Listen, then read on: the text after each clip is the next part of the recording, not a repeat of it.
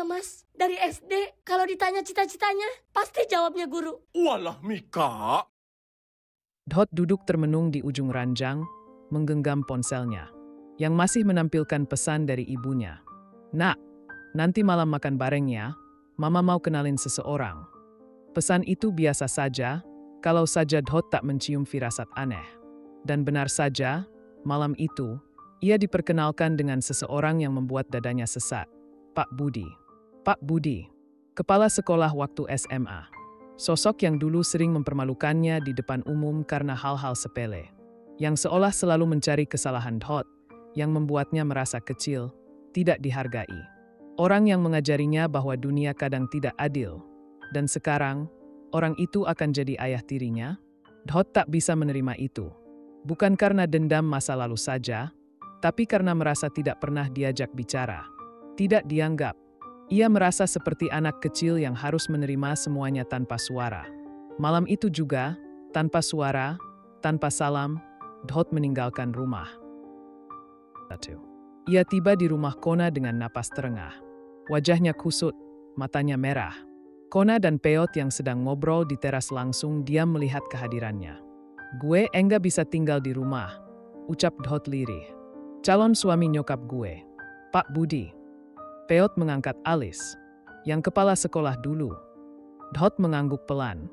Dia mau masuk lagi ke hidup gue. Dan nyokap gue seolah nggak ngerti. Gue bukan anak kecil lagi yang bisa dipaksa terima siapapun. Kona duduk mendekat. Lu marah? Gue kecewa. Suara Dot retak. Kenapa harus dia? Dari semua orang di dunia ini, kenapa orang yang paling gue benci? Kona dan Peot terdiam. Mereka paham. Ini bukan hanya soal pernikahan ibunya. Ini tentang luka lama yang tak pernah diobati. Kita bantu DH, kata piarakernya. Apapun rencana lu. Tapi rencana itu tak kunjung datang. Dot hanya tahu satu hal. Ia tak ingin berada di rumah. Ia ingin ibunya merasa kehilangan. Ia ingin ibunya tahu bahwa keputusan itu melukai anaknya sendiri. Mereka kehabisan ide, sampai akhirnya Kona mengusulkan menghubungi Robi. Mungkin dia punya jalan keluar. Tapi Robi hanya tertawa kecil di ujung telepon. Gue udah janji sama anak-anak buat naik gunung minggu ini. Maaf banget, bro. Dot terdiam, tapi sesuatu dalam dirinya tergerak. Ganang, Jaw, Suini, bebas. Tempat yang jauh dari semua masalah. Aku ikut, katanya tanpa ragu. Kona menoleh cepat. Lu yakin? Dot mengangguk. Kalau nyokap mau hidup bareng orang yang bikin gue trauma. Biar dia tahu rasanya ditinggal orang yang paling dia sayang. Dan malam itu, ia berangkat bersama Robi. Bukan hanya mendaki gunung, tapi mendaki dari kecewa, dari luka, dari kemarahan yang belum sempat tersampaikan. Meninggalkan jejak yang semoga bisa membuat ibunya sadar. Bahwa cinta tak seharusnya membuat anaknya merasa kehilangan rumah. Langit pagi itu mendung, seolah tahu hati Dot juga sedang abu-abu. Ia berdiri di pinggir jalan desa, membawa ransel berisi pakaian, senter, dan sedikit makanan yang dikasih Kona. Robi menyusul dengan motor bututnya. Berhenti tepat di depan Dot. Lu yakin? Tanya Robi sambil menatapnya serius. Dot mengangguk. Gue nggak bisa diam dan pura-pura bahagia. Motor melaju meninggalkan desa. Angin dingin menyapu wajah Dot. Tapi tidak cukup untuk menenangkan amarah dan kecewanya. Sesampainya di base camp pendakian, Robi memperkenalkan Dot ke teman-temannya dari desa sebelah. Mereka ramah, tapi Dot tetap merasa asing. Ai tidak datang untuk bersenang-senang. Ia datang untuk melarikan diri. Di tengah pendakian, mereka melewati hutan yang sunyi. Setiap langkah terasa berat, bukan hanya karena medan yang menanjak. Tapi karena isi kepalanya terus penuh dengan bayang-bayang ibunya dan Pak Budi. Apa nyokap bakal nyariin gue? Apa dia peduli?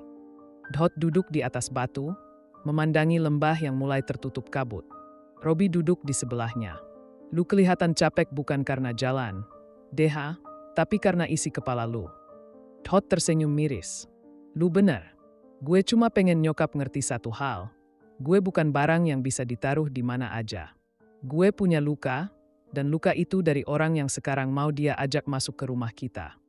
Robi menepuk pundaknya. Kadang orang tua cuma lihat apa yang bikin mereka bahagia, bukan yang bikin kita tenang. Malam hari di atas gunung, suhu menyusuk telong. Tapi bagi Dot, justru di dingin inilah ia bisa merasa lebih jujur dengan dirinya sendiri. Ia menulis sesuatu di buku kecilnya, yang ia niatkan akan dikirim ke ibunya nanti. Dot nggak kabur. Dot pergi karena Dot ngerasa nggak punya tempat buat bicara. Mama bahagia sama dia, tapi Dot nggak. Dan Dot rasa, Emma harus dengar itu bukan dari bibir orang lain, tapi dari langkah kaki yang Emma lihat pergi sendiri. Keesokan harinya, saat matahari muncul malu-malu dari balik kabut, Dot berdiri di puncak. Angin mengibaskan rambutnya. Ia menutup mata, menarik napas dalam. Untuk pertama kalinya dalam beberapa hari, dadanya terasa sedikit lebih ringan. Ay tahu perjalanan pulang bilam tentu membawa perubahan. Tapi setidaknya, ia sudah menunjukkan perasaannya. Dengan cara yang ia bisa, dengan langkah yang ia pilih. Dan saat ia menuruni gunung nanti, ia akan membawa satu hal yang berbeda. Ketegasan untuk tak diam lagi. Apapun yang akan terjadi di rumah, ia siap menghadapi, bukan dengan pelarian lagi, tapi dengan suara. Beberapa hari setelah pendakian, Dot turun gunung dengan langkah yang masih berat. Tapi pikirannya sudah lebih jernih. Ia memutuskan untuk pulang, meski dadanya sesak memikirkan apa yang akan ia temui di rumah. Sepanjang perjalanan, ia hanya membayangkan dua hal, wajah ibunya yang menangis, atau wajah ibunya yang marah karena dianggap tak menghormati keputusannya. Saat tiba di depan rumah, suasana sunyi. Pagar sedikit terbuka. Tak ada suara televisi, tak ada aroma masakan seperti biasanya. Dot melangkah pelan masak. Emma, panggilnya. Tak ada jawaban. Ruang tamu rapi, tapi ada suasana berbeda. Di meja ada surat dengan tulisan tangan yang sangat ia kenal. N.A.K. Dot, Mama baca tulisan kamu. Mama pikir kamu kabur karena marah, ternyata kamu pergi karena luka. Mama minta maaf. Mama terlalu fokus sama kesepian Mama sendiri, sampai lupa kamu juga masih belajar menyembuhkan diri. Mama butuh waktu, dan Mama rasa kamu juga. Untuk sekarang, Mama batalkan pertemuan dengan Pak Budi. Bukan karena Mama nggak sayang dia, tapi karena Mama lebih sayang kamu. Mama ke rumah Tante Rini beberapa hari. Kalau kamu pulang, kita bisa ngobrol. Tapi nggak usah buru-buru. Sembuhin diri kamu dulu. Dengan cinta, Mama. Dot duduk di sofa, menggenggam kertas itu erat-erat. Dadanya mendadak sesak, bukan karena marah, tapi karena haru. Ia tidak menyangka ibunya benar-benar mendengar, benar-benar mundur selangkah demi anaknya. Untuk pertama kalinya, ia merasa benar-benar didengarkan. Malam itu, Dot duduk di kamar lamanya, menghadap langit-langit dan berkata pelan, "Makasih, Emma." Dan dari jauh, di rumah Tante Rini, ibunya duduk sambil menatap ponsel yang memunculkan notifikasi.